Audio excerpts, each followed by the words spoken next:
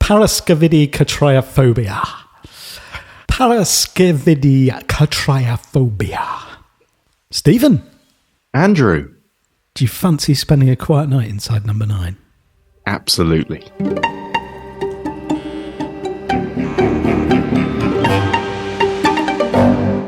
Right, you have to take a deep breath here.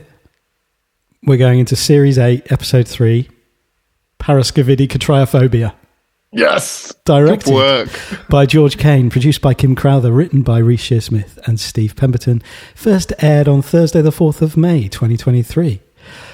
I think we've peaked early there, to be honest. Nothing more impressive is going to come out of this than you nailing that. And that was first time, ladies and gentlemen. Did I get that right? You did. Sweet. Okay, I've got a synopsis. See if you can find any fault with this. It's the first time I was curious, so I went to ChatGPT. I was like, I wonder if that could do the job for us. So I was like, please give us a synopsis of Inside Number 9, Paraskevidekatriaphobia. Just like one sentence, please. Thank you. And this is what it said. Paraskevidekatriaphobia is the 12th episode of the show's first season and centres on a group of office workers who become increasingly superstitious and paranoid as Friday the 13th approaches.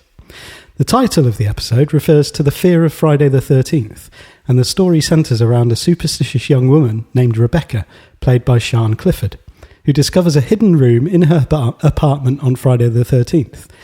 The room leads her on a surreal journey where she encounters various strange characters, including a sinister landlord, played by Rhys Shearsmith, a seemingly lost child, and a creepy clown. As the night progresses, Rebecca becomes increasingly convinced that she's trapped in a nightmare from which she cannot escape. The episode features a mix of horror, comedy, and surrealism, and is widely regarded as one of the show's best episodes. You know how freaked out I'm going to be if that's episode 5 of this series. Do you know that's what? Quite something. It's what frightens me about that is the confidence with which it states that to be fact. That is true. I like that your first foray into ChatGPT has given you real concern about the future of everything. Really, I really just don't know what to do with that. But so, have you got a better synopsis than that? No, I don't think. I don't really feel like I could do a better job than that of summarising this episode. No. So I think this podcast should now be about that episode. Tell you what, at some point we will do a podcast episode reviewing that episode. I want ChatGPT to fill in some blanks. Yeah. So, what did you think of in real life, in reality? What did you think of? I don't know anymore. I really enjoyed it. I don't know about return to form because no, that's a phrase that Rhys has not enjoyed over the last couple of weeks. No. But there was something that made it feel a bit more. I don't know. I like the farce element. Yep. I like that it felt fun. It was a bonus that it didn't make me throw up this week. Like last week. Still the goriest thing I've ever seen on television. Sick everywhere. Yeah. I think the same. I thought it was felt like an episode of Inside Number 9. Really, it had the suburban. Can we go back to ChatGPT because this has not been. Yeah, kind of British suburbia. The unnerving, like, what on earth's going on here? Obviously, the reveal of. Right, so these characters are not just setting up camp in his house for a random reason. There is a reason that they're there. And so we've got the mix of, I guess, the psychological that we've seen a little bit of over different series, kind of dealing with a trauma reminiscent of, I don't know, things like... I had vibes of Diddle Diddle Dumpling in that respect. Yeah, I think that's the thing is, like, underneath the farcical silliness and the over-the-top lovies, there is a a serious story about trauma taking over someone's life, like proper kick you in the gut, difficult to deal with trauma there is underpinning the whole thing. Mm-hmm. And that last a success story in terms of kind of dealing with that or addressing it until, it's a happy ending. And I still don't know how I feel about the ending, because it felt like that I knew when she left the house that felt something like bad that was going to happen. And actually it might have been like last week, with a bit of ambiguity, somehow creating ambiguity about what might happen. Obviously you don't know if she died or not. Well, yeah, exactly.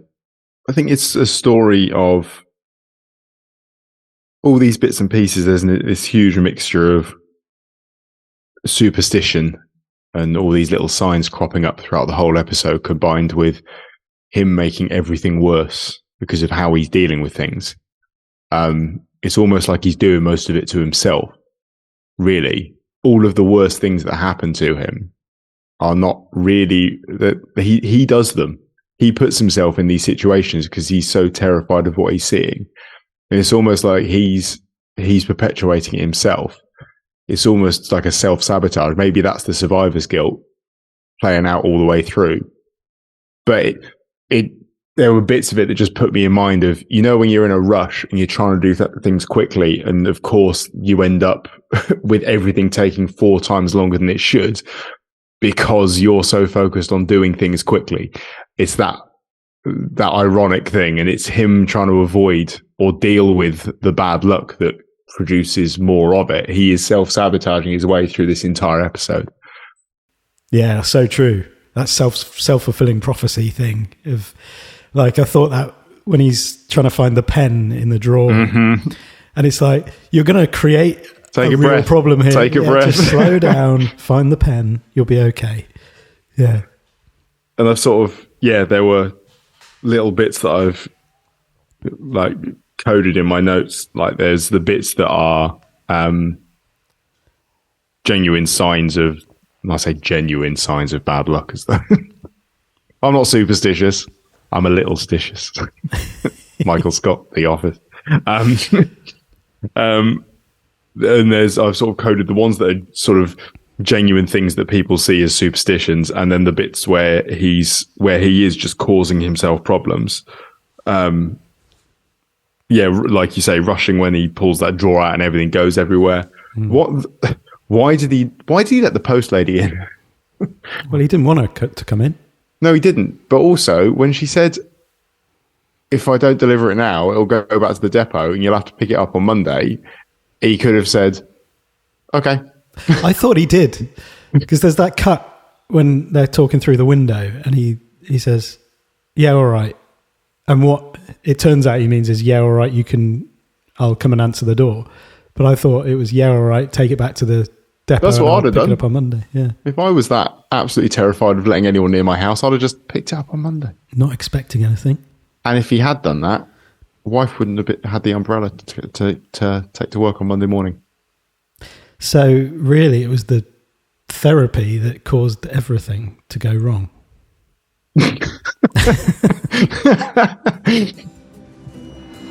Oh, hello. You're in. That's lucky. I got a parcel for you. Just leave it on the doorstep, thanks. Oh, I can't. You've got to sign for it. Could you come back later? My wife will be in. Oh, not really. I got a round to do. Besides, I think it's for you. Gareth Beckman. Yes, that's me. Well, if you can't do it today, it'll have to go back to the sorting office, and what with it being Friday, it'll be stuck there all weekend. All right, fine. Yeah, so I'm kind of, interested to explore the different superstitious elements of this. So if we do a little walkthrough, I suppose, we can look at the nods to different superstitions as we go. So the first scene is the bedroom. We meet Gareth and Dana. It is Friday the 13th, and there's obviously something about this date that is slightly problematic in this household. I like the fact it pans onto the date calendar thing on his bedside table, and it's not Friday the 13th. Yeah. Yeah, it's nice. Which set it up nicely for the end as well. Yeah. He knows that he has to do that. But that was just him. That was just that anxiety that's still in him, convincing himself that there's still a problem. When in second, take a step back, you'd be all right. I thought the reveal of the episode title was fantastic. Just like the pan across. Yeah. I imagine thinking of those situations. Remember when you were at school and you had to write a title on something and you started out all confident with the size of your lettering. Yeah. And then within about 5 letters realised this is not going to go how I thought it was. And it gets smaller and smaller and smaller.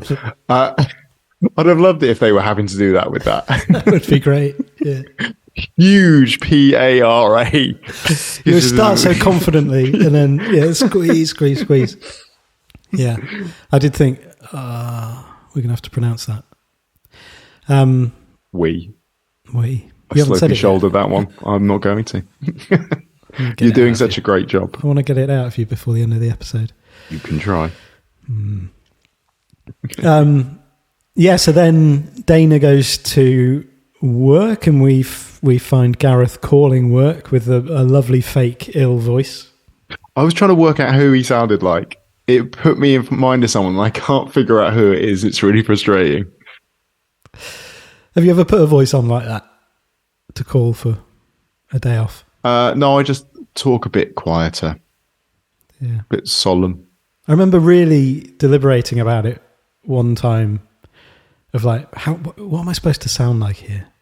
I very rarely do because with the work I'm in, it's more hassle not to be in. But when I have done it, it's one of those things where this is sort of thinking back to my days working in retail as a youngster. And you can't go in with a silly voice like that. No. Even when I was ill, I was too ill to go to work. I would still try and make it sound I've got to like sell it. I've got to sell it. It's bizarre. What does a genuinely ill person sound like? I think you're right. Just a bit quieter. Probably maybe a bit slower. Unhappy. Bit like, just not springing. They're springing their vocalizations.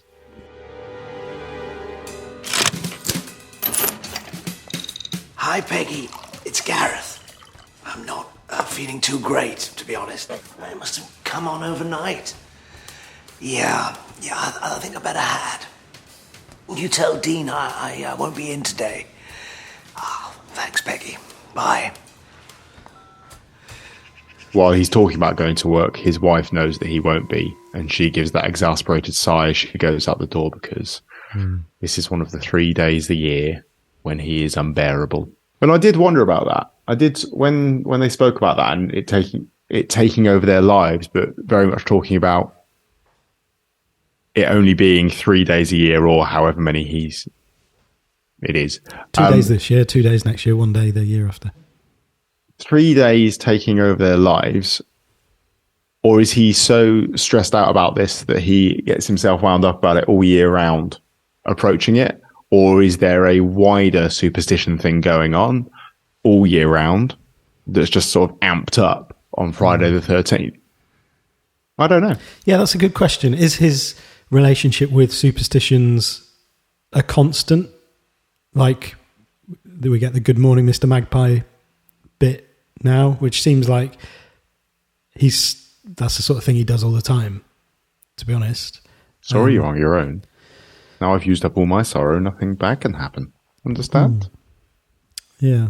So, I think, maybe the superstition thing has got out of hand for him. I guess it's something that started with his Friday the 13th issue, that then just sort of built and built and built and built to the point now where he can't step out the door and see a magpie without reciting.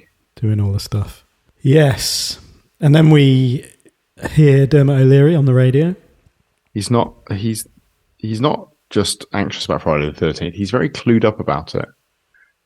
I like that he's kind of tried to rationalise the whole thing. Yeah. And it isn't a problem. It's not his problem. It's everyone's problem. Friday the 13th is a dreadful phenomenon that results in people ending up in hospital.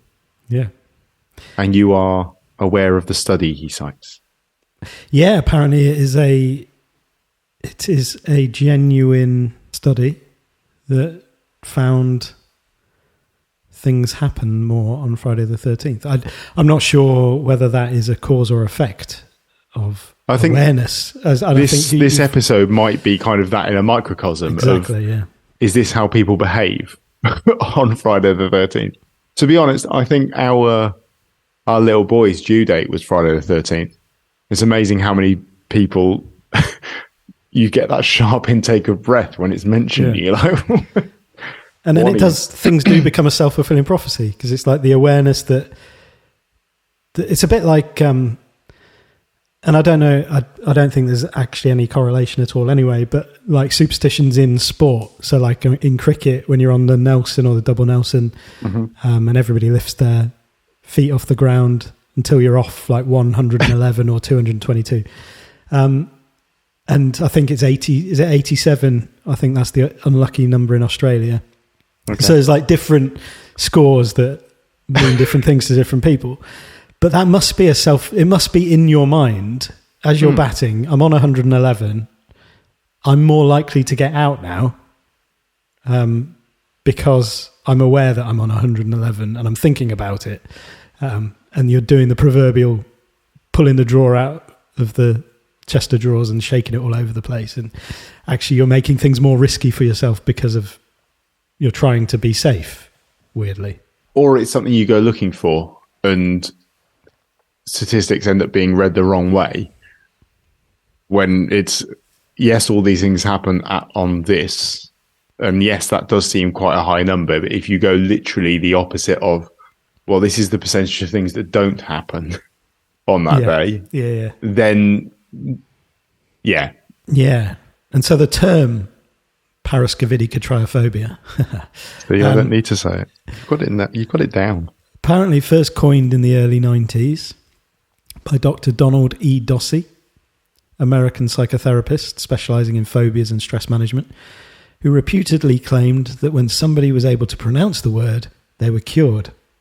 So I don't know if this is a problem that you have, but if you want to give it a go, then... No, I'm not falling into your trap. Paraskevi, Friday. Decatria, 13. Phobia, fear. We all know that. But, yeah. So the doorbell... he's about to ring, or he does ring the show, and then the doorbell rings, and he has a very millennial response to the doorbell going. I recognise that response. Who's that? Well, that's the best thing to do in that situation is you open the door wearing a coat. Because either, if you want to speak to the person, you've just got home. If you don't want to speak to them, you're just on your way out. It's perfect. Great advice. It's the best thing to... Thank you. That's listeners, if you take nothing else away from this podcast, answer the door in a coat and shoes. Yeah, that's great. I like that. Do you always have to be in a coat and shoes, or do you put them on when the doorbell goes? It depends on the weather. Because you may not even need a coat on to go outside if the weather is nice. Just have an umbrella by the door. Careful. Just don't open it indoors. Okay. Or cover your eyes with it as you walk over the road. That'd be my main advice for any of you umbrella enthusiasts who likes carrying them about when it's not raining. Yeah, put them above your head. So yeah, I do have a question about the radio show and him not completing that phone call and hanging up when someone picks up. Either it goes to some sort of voicemail or someone picks up and he hangs up. I don't know how many radio shows would, as though they're checking on someone in danger, would call back. Yeah, you called and you didn't follow through with your call. We're just checking. Is everything okay? I would like to think that they would all do that. It is Friday the 13th after all. Absolutely. Dermot O'Leary has a benevolent set of call handlers and researchers that will go the extra mile. Well, I mean, his whole vibe is very caring and positive. Like we see his response to the request that he attend. What, as Deck? As Deck, yeah. Yeah, so I think he's very tolerant there. So it wouldn't surprise me if he has set up a team of call handlers to check on any calls that come in but don't get, fulfilled in that sense. This isn't Cold Comfort. It's a crossover, yeah. Well, they are in an office. They are office workers, as ChatGPT has told us. Exactly. Yeah, that's the true story going on there. Maybe that is what is going on underneath this episode. Yeah. Sian Clifford found a room that she didn't know about in her house. Well, we have spoken about doing some episodes around what was going on off screen. Maybe this is it. Maybe this is the answer. There you go. Yeah. And so the fun starts here as we meet the postwoman, and her pen's not working. She dropped her digital signing pad unwrapping a Belvita. Don't know how. Always be specific. Looks, but yeah, always be specific.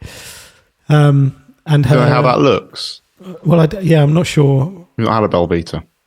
The situation more than the Belvita, but the dropping of a... Okay, imagine... I mean, I could break this down. I want you to imagine a couple of things. I want you to imagine opening a Belvita. Have you done that? Yep. Good, right. Have you imagined dropping something? Put them together. You've just imagined dropping something whilst opening a Belvita. Okay, I get you there? You got it? You're there now. Good. It. Glad to see. Good. Cheers, man. And who said therapy doesn't work? That makes sense, yeah. Good. Yeah, so she's brought an analog pen, but the analog pen doesn't work. I love the term analog pen. Is that where we are now? It is. And as Gareth is trying to find a pen recklessly in the drawer, she arrives, having been given the instruction explicitly not to enter the house. There she is at the door, needing the toilet, because she can't use a Shiwi. That's the first mention of a Shiwi in this episode, but not the last. It's not the last. These theatre types love a Shiwi. Yeah. They do, don't. Yeah, maybe that's... It's almost as though they sort of dared each other to try and get Shiwi into conversation. Because actually, it's something that they use quite a lot in that world. Is it? I don't know. You think so? I don't imagine it is. Who knows? They've got dressing rooms and things, haven't they? Well, not when they're on set. In character. That's on stage. Doing scenes. Doing scenes. Yeah, but hang on. Let's just back up there a minute. You've said that when they're on stage performing, they don't have access to a toilet, thereby implying that that's when they would need to use a Shiwi. What sort of shows are you seeing It's at the going to theatre? change how you watch all theatre in future. Oh, they've got their back to the audience. I wonder what they're up to. That's a funny little vacant expression on their face. I wonder what they're up to. Is that a face you adopt whilst using a urinal? Generally. Vacant stare. Focus all my attention on my nether regions. Not on the adverts on the wall. No, particularly their service stations. They're good, actually. Yeah, they're helpful. This is gone somewhere, hasn't it? Yes. So she sort of, she's quite angry at the idea that he might be thinking she's going for a crafty poo. Surely there are rules about postal workers invading people's homes. I think. I would expect trespass, it to be at least mainly frowned upon. I don't know if you could ask, just would it be okay? Because it must happen. Well, once he said his first no, I think that's probably I think enough. There was no consent. Certainly no consent to that. No means no. And then we've discovered that the toilet door is stuck. So this is where he gets the call back from Dermot O'Leary's show. And he corrects them. Explains everything. It's like, okay, yeah, he knows what he's talking about. He knows that. Yeah, British Medical Journal study in 1993, Scanlon, Lubin, Scanlon and Singleton. Is Friday the 13th bad for your health? Yes. Due to an increased risk of hospital admission as a result of transport accidents. That's weird. Their conclusion was staying at home is recommended. So he's not completely irrational then? No. Or are there questions about the methodology used for that research paper? Is, isn't there? There usually is. Yeah. We asked people who had only been in transport accidents about whether they travelled on Friday the 13th. I'm not going for a crafty poo if that's what you think. All right, well, it's through there. Just be quick. Hello? Ah, yes. Well, I wanted to point out to Dermot O'Leary that a study conducted in 1993 by Scanlon, Lubin, Scanlon and Singleton concluded that the risk of hospital admission actually goes up by as much as 52% on Friday the 13th. So, get your facts right and stop broadcasting such irresponsible crap. Yes, you're welcome. Goodbye. So then we meet superstitious element number 2, which is the black cat. Who was there at the beginning on the fence post, gate post. Yeah. Who's been lurking. Comes into the house, goes upstairs and hides under the bed. And at the moment he coaxed that cat out and he slammed that beanbag down on it, the words that you said last episode rang through my head of, they don't kill animals. I was thinking, this is embarrassing. Especially thinking back to A Quiet Night In as well with the dog. Oh, that's true. Oh, yeah, it's not true. That's absolutely nonsense. Just blame it on AI. It's fine. AI told me. It's going to be completely undermined by the fact that there's going to be a dead cat in a beanbag here now. But it wasn't. No. It was fine. But again, this is a situation that he's created himself. He bursts that beanbag by slamming it down on a cat. Well, not even slamming it down on a cat. I mean, would it have burst if he'd got the cat? I'm going to go with no. No. All the energy would have gone into squishing the cat. And I'm not sure a beanbag is the most effective squisher of things because it has quite a lot of give to it. Does. You're right. So what should he have used? Like a concrete slab or bookcase. Bookcase. Yeah. A big book. I don't know. There are things. If you're looking for something to kill a stray cat in your home, don't use a beanbag. At worst, it could ruin your beanbag. I'd catch it in a glass and just put it out the window. A comically large whiskey tumbler. And then a huge sheet of cardboard underneath it to keep it in. Works with all animals. What on earth is that? What on earth is that? It's huge. Oh, that's in case a rhino gets in. It's bigger than your cat one then. Of course it is. Of course. But he doesn't have one of those, so he chases it into the bathroom and it has a little shower accident. He does telling the joke about the cat. With no tail, 3 legs, 1 eye. Mange. What's his name? Lucky. Yeah. And then the old rainfall setting. Again, a situation he created by focusing on trying to do comic timing and making himself look funny to a cat. A beautifully slapstick moment where it's a bit like, I was trying to think of references, but you know that thing where Psycho. maybe not Psycho. It's a shower.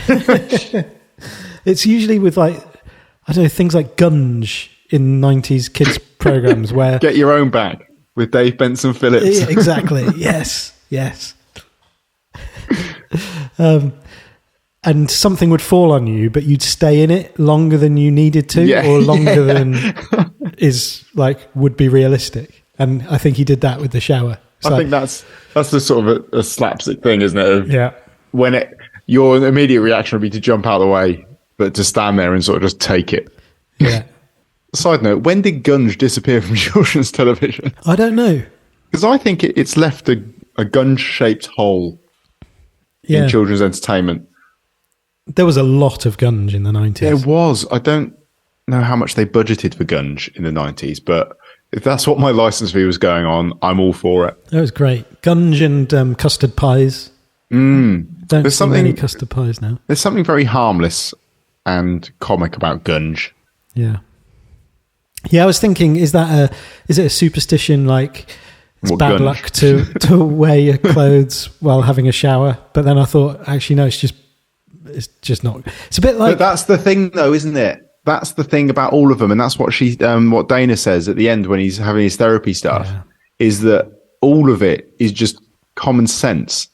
All the superstitious stuff is really common sense. Except for being crapped on by a bird. Well, apparently that's good luck. Yeah, why? Because that's, by definition, bad luck. Well, I think that the good luck stuff is just as irrational as the bad luck stuff. So maybe it was just told to like a kid to make them feel better when they got dashed by a bird. It is incredibly bad luck, considering with all that space around you, you were the one, yeah. Yeah, I don't know why that's a good luck thing. Are you looking it up now? No, I'm not. No, okay. You look like you might be. No, not that interested. I'm not that interested in bird crap and why it's good luck. No, I think this is the thing, is that showering with your clothes on is a terrible idea, but so is putting shoes on the table where you're going to eat. So is opening an umbrella indoors because you can knock stuff over. Yeah. It's a stupid thing to do. Absolutely, yeah. Walking under a ladder, you're more likely to have stuff dropped on you. All of these things are black cat crossing your path. Don't fall over. Don't see it at night. Yeah. Yeah. Yeah. I think all of them are just. Yeah, they have rational. Well, I guess but that's the thing, isn't it? That's anxiety and worry comes from you mixing up sensible things that you should avoid doing, and that sense becoming overloaded. So superstition is fine to a point if it has a use. So if you have these superstitions, you shouldn't walk under a ladder. You might get stuff dropped on you. It's a sensible thing to avoid. You shouldn't put clothes on the table, shoes on the table, because you might contaminate things with dog crap. Don't do it. And then I suppose often superstitions come out of something going well after having done something irrelevant, but in a certain way. So like sports superstition, it might be, I won a tennis match without shaving this morning, therefore I'm not going to shave until I'm out of the tournament. And like the kind of placing of bottles or wearing of certain clothes, and got Rafa Nadal and his bottle placements and bouncing the balls a certain number of time. Then goes to an obsessive compulsive kind of extreme where you cannot function without it. And then like with the stuff about scores and numbers, that then actually has a self-fulfilling prophecy aspect to it, because you're then worried because you haven't done the thing that you think you have to do, even though it's completely irrelevant, but it becomes relevant because it has an impact on your mental state. So, it must be really interesting that if you take someone like Rafa Nadal, or actually anyone who's at that high level of sports where they do have that level of control, where they can do all their superstitious stuff, and they can do all those little things and make those little changes that fulfill that need, versus people at lower levels in sports and things that don't have that same level of control over their environment. That must become horrible for them. And I don't know, are these only things that you really are able to have at that high level? Yeah.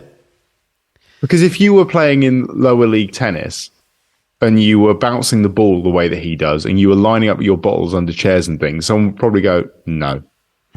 Yeah. Just stop it. No, but I have to. No. Stop.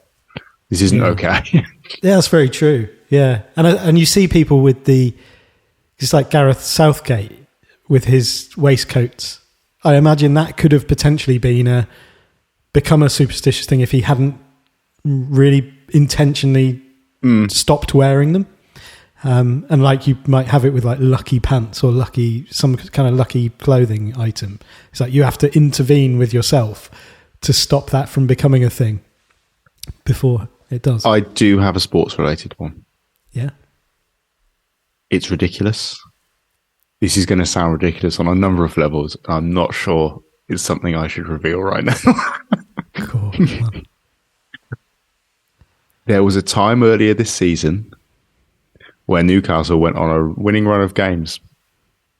And I noticed something. I noticed that whenever I was making coffee at the weekend, I absolutely nailed the amount of water I needed to the right gram on the scales. And then when I got it slightly wrong one weekend, lost. Now, that has become a thing to the point where this morning, we're recording this on Sunday evening. Newcastle have just played Arsenal. They've lost. This morning, my wife said, what was the weight on your coffee this morning? She's not helping. I was a gram out this morning. It's perpetuated it. There you go. What have I just revealed? So you need a Newcastle win whilst being out on your... I've revealed things about weighing the water going into my coffee. I mean, you've revealed all sorts of stuff about yourself there that is probably far worse than the superstition. Well, thank you for sharing That's all right. with the group. Yeah. Paraskevidekatriaphobia. Don't know if you... No. I don't have it. Well, you won't be cured of it because you didn't say it properly. Can you be cured of something you don't have? Who are you? Barry Styles, locksmith. Apparently you've trapped a lady in your downstairs toilet. I didn't trap her. She went in of her own accord. I don't need to know the details, sir. I just need you to know it's an £80 call-out fee. Get me out! I can't breathe! I'm not paying that. I didn't call you. I'll pay it! I'll pay anything! Just get me out! I was about to get you out. I just need to get a screwdriver. Can you move this? Yeah, sorry about that. I have to bring everything in from the van or it all gets nicked. Kids today, I don't know. Well, can you shift it, please? I can't get by. 1 sec. Hiya, love. Did you find it all right? Yeah, I'm at number 9. So then the ladder arrives. Yeah, there was a moment there of where the hell's this gone from? What's going on now? Yeah. This for me was where it went into like full on fast territory. Was the moment that Barry Styles appeared, and I've just got it. Yeah. I've just that second, as I said it, realised. There you go. Yeah, I liked it. And the assumption that through all of this, they just keep on insisting that he's locked a lady in his toilet. As if he wasn't anxious enough about this whole scenario, they keep on talking about him having imprisoned a lady against her will in his downstairs toilet. Yeah. Yeah, it's great. And I think it's the speed with which he arrives is like, what on earth is going on here? He's like being called out by who? And how's he got there so fast? And then I just love the fact the reason that ladder is there in his in the story that he's telling is because he has to bring all of his equipment in from the van in case it gets stolen. So he brings everything in. And that's fine. Yeah. And it must be fine because he's full on method and he's convinced himself that that's an entirely sensible thing to do. And it must be because he is Barry Styles. Barry Styles, inspired by Cumberbatch. Yeah. Yeah. And so, yeah, there's the great kind of Reese Gareth with the ladder. Can't get it down. You So he has can't to go climb over around it. You can't go under it. Yeah, that was horrible. I did not enjoy watching him trying to climb over that. I thought someone was going to collapse. Yeah. And that chest of drawers isn't sort of, when you buy designed those, for that. IKEA always give you the clamps to tie it to the wall. Attach it to the wall in case children. I don't know how many people actually do that in the end. I think it's one of those things that you go, we really should attach that to the wall, and it doesn't happen. It just doesn't happen. And sometimes with tragic consequences, which is why they're there. Exactly. So everybody, attach your furniture to the wall. And take IKEA's advice. Just go under the ladder in that situation. And go under the... Come on. I mean, there's no one up the ladder to drop stuff on you. That's not helping, is it? You're not... No, exactly. It might fall on him. He catches his tie in the ladder, trying to close the ladder. And this is the thing. He only ended up with that... so that happened because... Yeah, because he decided that he was going to go around it and it had to be taken down. Like, that was a bad thing that he's created. That ladder could have stayed there. It was fine as it was. It was doing no actual, genuine, rational harm to anyone. Yeah. Leave it to a trained ladder operator like Barry Styles. You should. I imagine Barry Styles has passed a course. Yeah, I'm sure on ladder operation. Yeah. So then we get that sort of impending doom grabbing at the scissors. Yeah. I did wonder. Yeah, what's going to happen here? And what does he do? Bash the wall and the horseshoe turns upside down. Yeah, there's another thing. And this is another thing that's his fault. His superstition causes him to then go up the ladder to try and correct it. And as a result, he gets shoved over. And that looked like it hurt. Yeah, I'm not sure. And I feel like that could the original therapeutic plan. That could do some damage.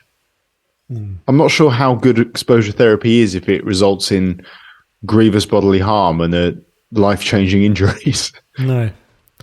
But Barry Styles stayed in character very well. He wasn't concerned. And then we meet his Bethany, granddaughter Bethany, and daughter-in-law with her peacock feather hat. I wasn't aware of this one. I wasn't aware of the evil eye on the peacock feather. The evil eye of peacock feathers, no. But yeah, she asked if she can use the toilet. And he says, no, we can't cross on the stairs. There's another one. And then we hear about the Shiwi again. Shiwi's back. I think this is I'll give you 20 quid if you can bring a reference for a Shiwi in. Yeah. And there's a little conversation with the post woman in the toilet. Bad luck comes in threes. What was number 2? Your flush is broken. Classic. So she has done a crafty poo, we discover. Well, maybe that wasn't her initial intention, but she has now been detained in there against her will. A nervous poo. Nervous, perhaps. Boredom. Yeah. What else are you going to do? And then, there's the shoes, which I think the fact that he jumped to the assumption... the fact they were probably going to be on there. They're going to be on the table, yeah. That's how deep-seated this is right now. How his head works, yeah. Everything is happening. And that's surely, when you see it again, that's a bit of okay, this is being done to him on purpose at this point, surely. Yeah. We are in full-on fast mode right now. It's quick. Things are just spiraling and just getting bigger and bigger and bigger. Everything is irrational. Yeah. None of this makes any sense. It's all getting very, very slapstick. Yeah. And it's good. Yeah, the salt, and that's a proper sort of, Chuckle Brothers style, like salt in the eyes, fall on the floor, very slapstick. Yes, and again, did it to himself. Yeah. That child wasn't even thinking of throwing salt in people's eyes until he started picking it up and throwing it around the room. What are you doing? So she managed to get out the toilet using a screw from the mirror. Yeah, or at least hacking. It's like unsalvageable lock that's going to cost £150 now.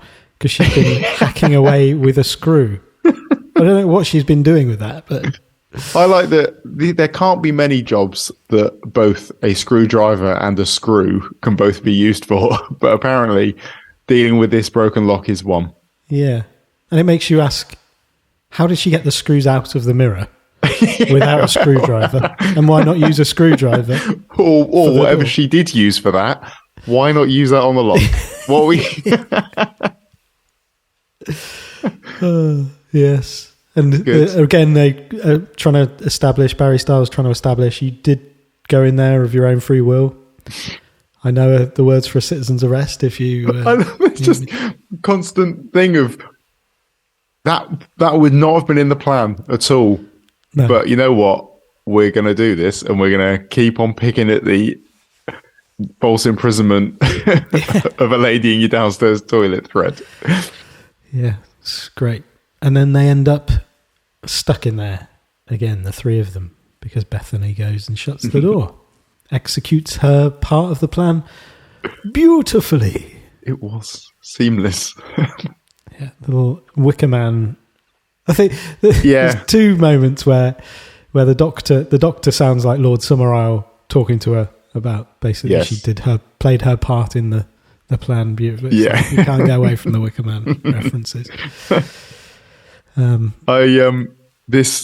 little beach scene gave me one of my biggest chuckles, I think, which was have I got sun cream on?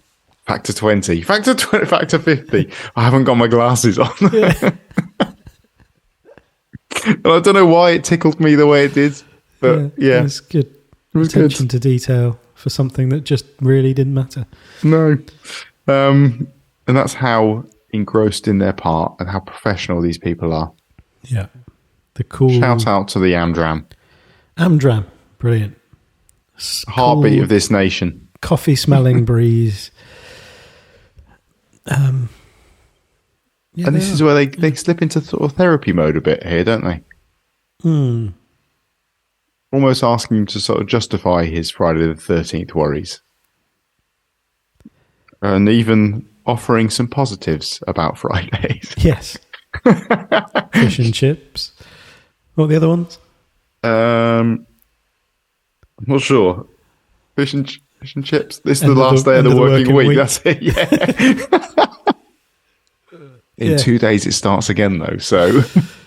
Oh, man. Yeah. So then, get a bit more... What are his justifications? So there's Jesus being nailed to the cross on Good Friday. Yeah, Last Supper the night before. 13. The Last Supper. Chaucer made reference to Friday. 13 steps to the gallows. On the Friday executions. Something about the Knights Templar. Yeah. There's a lot. There's quite a... Maybe there's something in this. Something in this after all.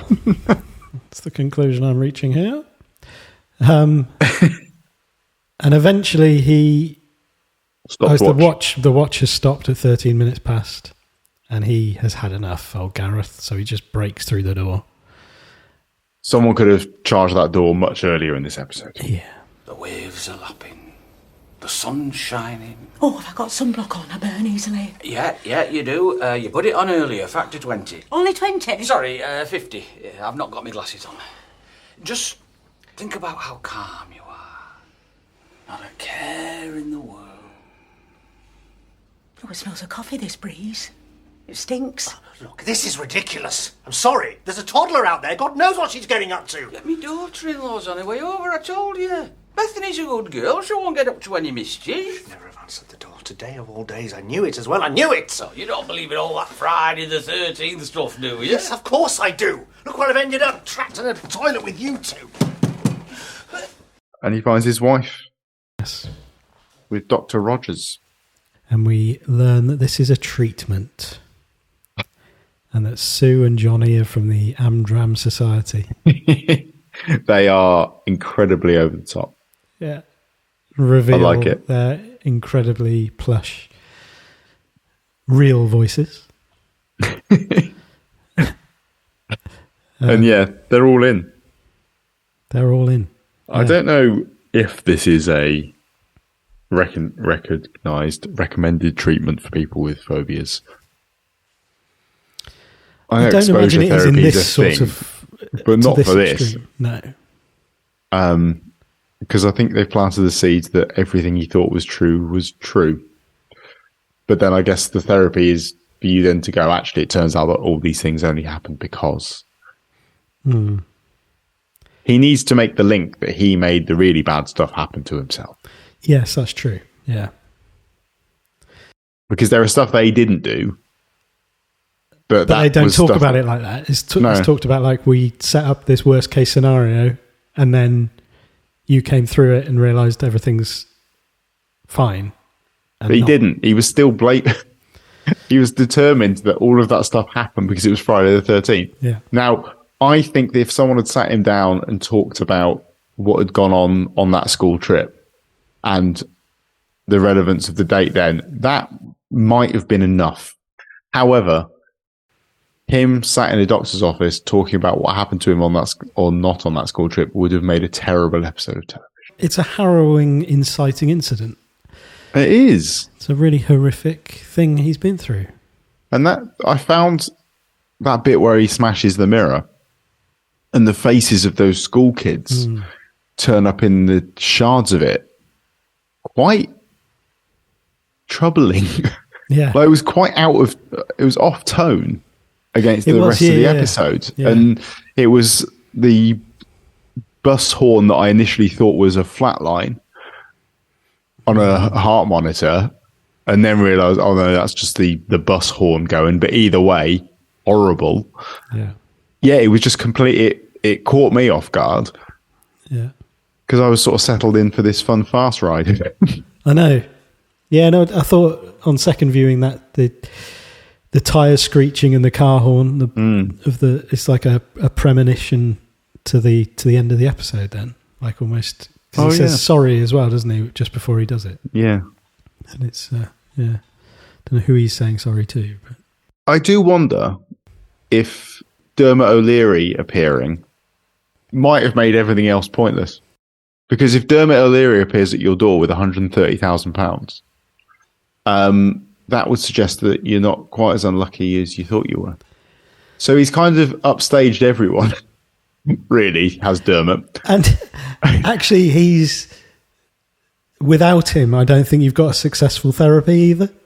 I don't think he'd be waking up with the same sense of success the next morning. Because that's the thing he talks about, isn't it? Yeah. Is Dermot O'Leary. So unless they manage to stage the win, the £130,000 win from his phone call, that's the thing that convinces him. I don't think anyone else was in on that. I think that was totally just luck. That undermines the therapy. Yeah. And actually, the only thing the therapy achieved was delivering an umbrella to the door that then ended up with his wife being killed. There you go. There he is. Hey, big guy. Congratulations, big guy. So, Gareth, you are a millionth caller on the radio today, which means you have banked yourself a whopping £130,000. The big 1-3. There we go. Hey, come on.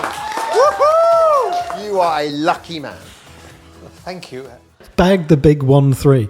I love the double use of big guy. The big guy.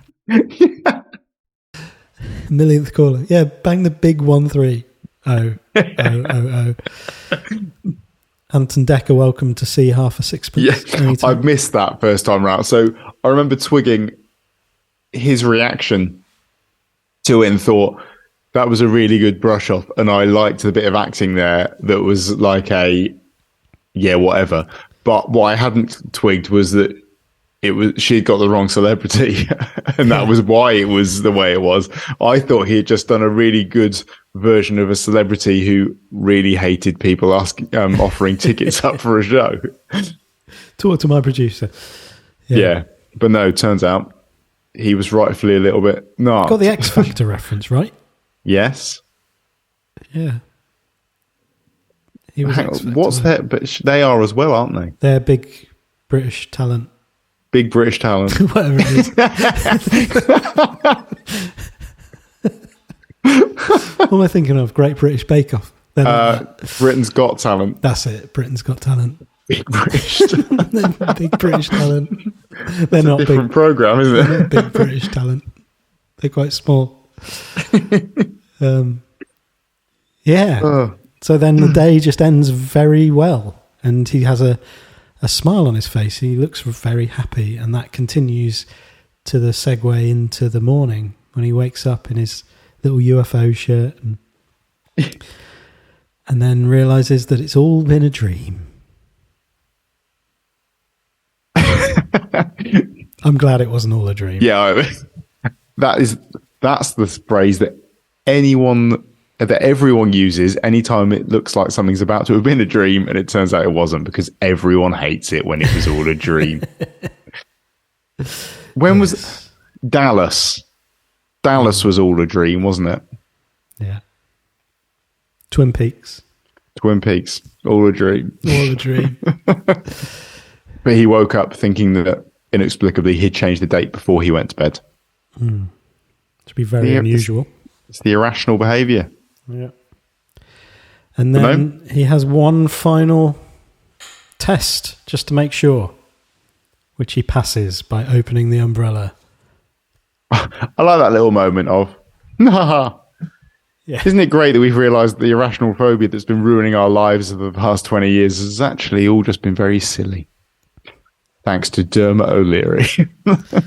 You want to listen to the moment where you were cured and it was nothing to do with the psychiatric input? Yeah, let's do that. I'm going to head off to work. I think she goes out to meet a friend. It's Saturday, isn't it? I don't think she's working. That's what it is. Yeah. And then the camera is perfectly poised to see what's going on in the background, and you're thinking, yeah, something's about to happen. She's about to meet some kind of fate. But again, it's not fate and it's not luck. Don't cross the road with an umbrella up obscuring your view of oncoming traffic.